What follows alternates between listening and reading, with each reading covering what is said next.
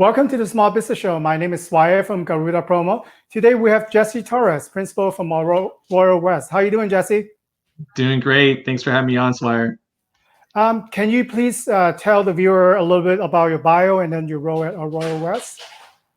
Yeah, absolutely. So again, Jesse Torres, principal for Arroyo West LLC. We're a management consulting firm that specializes in economic and workforce development, based here in Los Angeles County. I'm working right now out of my home in South Pasadena. And we specialize in small business programming and disaster resiliency, preparedness work. I'm the former small business advocate for the state of California.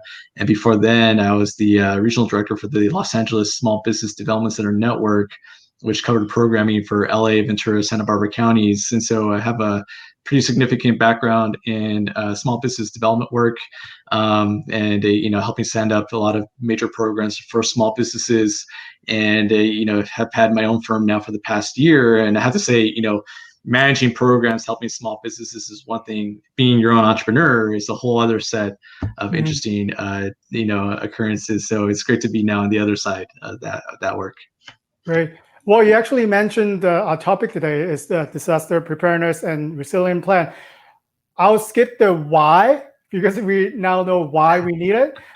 So Sure. The question is, how should a business put together a plan? Is it too late to put together a plan like this? No, it's never too late. I think also times like this actually is in many ways helpful in helping you realize the importance of such planning, right? Mm-hmm. I mean, imagine if you had already a plan in place to deal with any kind of business interruption, which is really what we're dealing with right now, right? We're dealing with essentially a massive business interruption. Mm-hmm. It reminds me of, one of the first really major disasters I dealt with. It was up in Northern California. This is a couple of years back, where the business owners, their property didn't necessarily burn down, but they were impacted by the circumstances around them. Right, they weren't able to make sales. They were being impacted indirectly through a lot of that effort. So it's almost the same way. We're all experiencing a major business interruption because of circumstances that are outside of our control, right?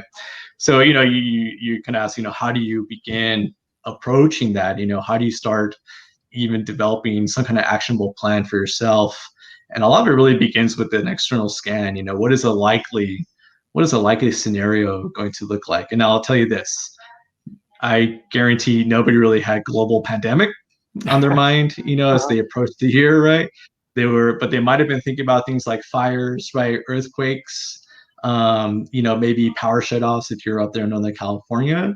But a lot of the planning really begins with getting an understanding of, kind of where you live, what your surroundings are like, what's likely to occur, and that's really what it's all about. What's likely to occur. And then from there, really figuring out, how do I best prepare myself then? If there's an earthquake, what is that likely scenario? So a lot of it's just scenario analysis, right?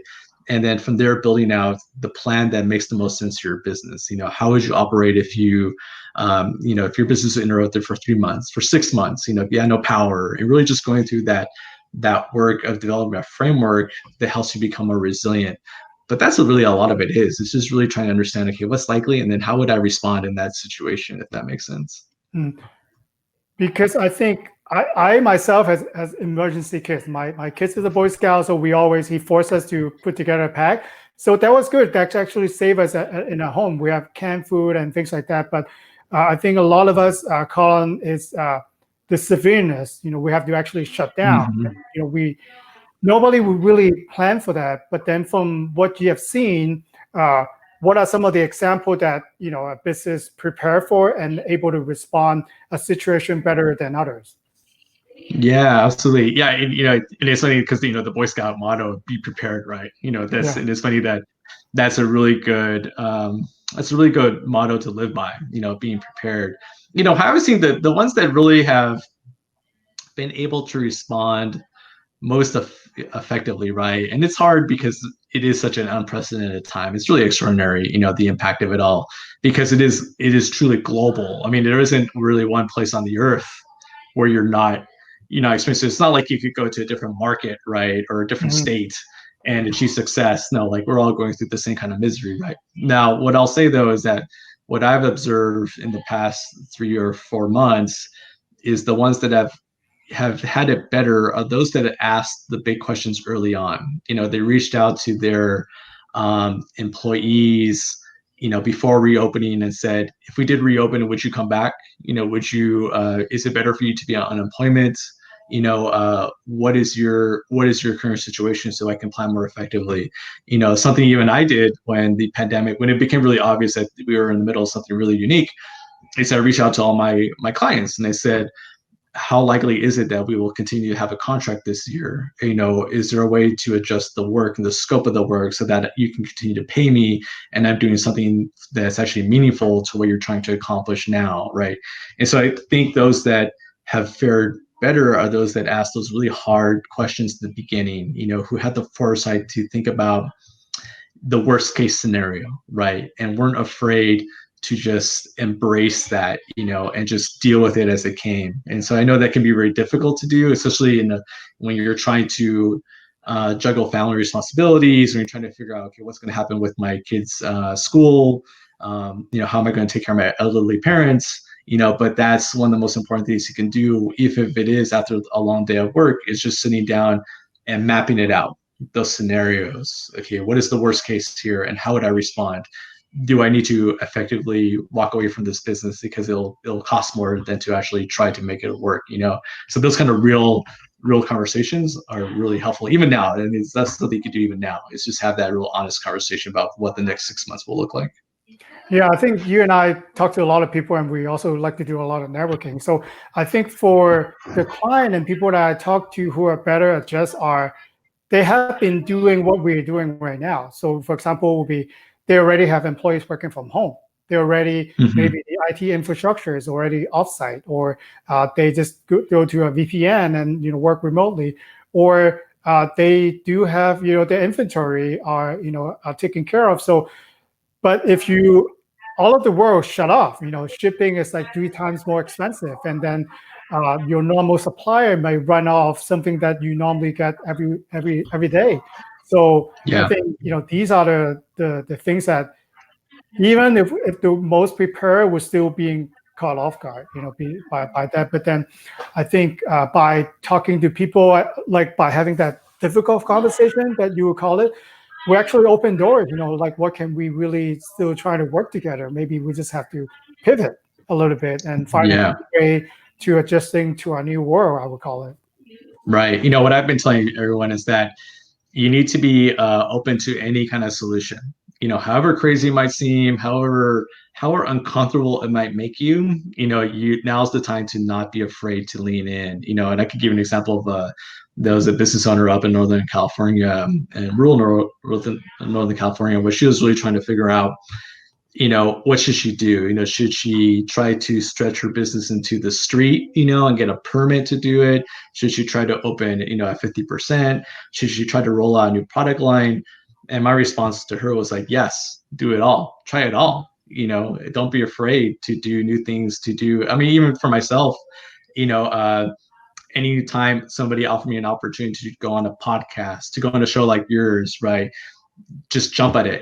Whatever opportunity you get to do business development, to increase your profile, to take on, learn new skills, right? To reach a customer base you've never interacted before.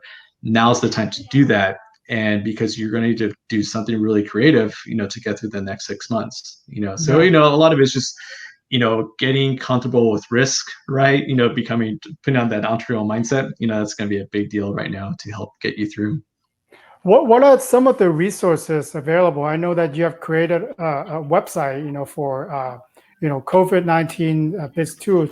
Can you tell us a little bit more about what that resource is about? Yeah, this is like I said, a lot of the tools that we created. This is a site that my firm manages. We did it because we ourselves were confused. There were so many different resources being developed every single day. It was all really siloed and disaggregated. And so honestly, we wanted to have a place where we could go and find out how to best access all the tools that are being made available. So we created a website. It's a microsite. It's just we're as new tools, grants, resources emerge. We have a small team that scours websites, scours, press releases. and then drops the information into the site. We don't make any money off of it. For us, it's a cost center. It was really designed to help us better get an understanding of kind of what's out there, help our clients get an understanding of what's available, and help them kind of find those resources. We try to break it out by region, what's available to you in Southern California, what's made available to you by certain entities, whether it's a federal, state, or county entity. It's really specific to the state of California. So if you're a small business owner in California, you're going to have the most benefit because we provide a lot of regional information, but we also include federal information. So if you're out of state, you can also likely benefit from visiting the site. So I always say that this is a great place to go to. If you don't know where to go to, start with our site, and you can always reach out to us directly if you want to get more information about any specific resource. We're happy to be an asset to any business owner right now.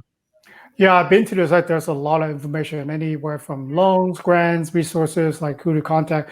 Yeah, so if you have no idea, you've been struggling, and you think there's no resource, and go there, check it out. And so let me ask you the final question, and I think it's a big one that we all want to know. As a consultant, what would you see? What's your projection for our economy? And give us an overview, and then more, especially we're in Los Angeles, give us a more regional view in LA. Yeah, I think unfortunately, I think at this point I'm a little bit more pessimistic, right, as far as the opportunity for reopening. Now, it changes every week, right? But I remember 3 weeks ago feeling optimistic. I was ready to get out there like everybody else, hit the gym, right, get to the beach.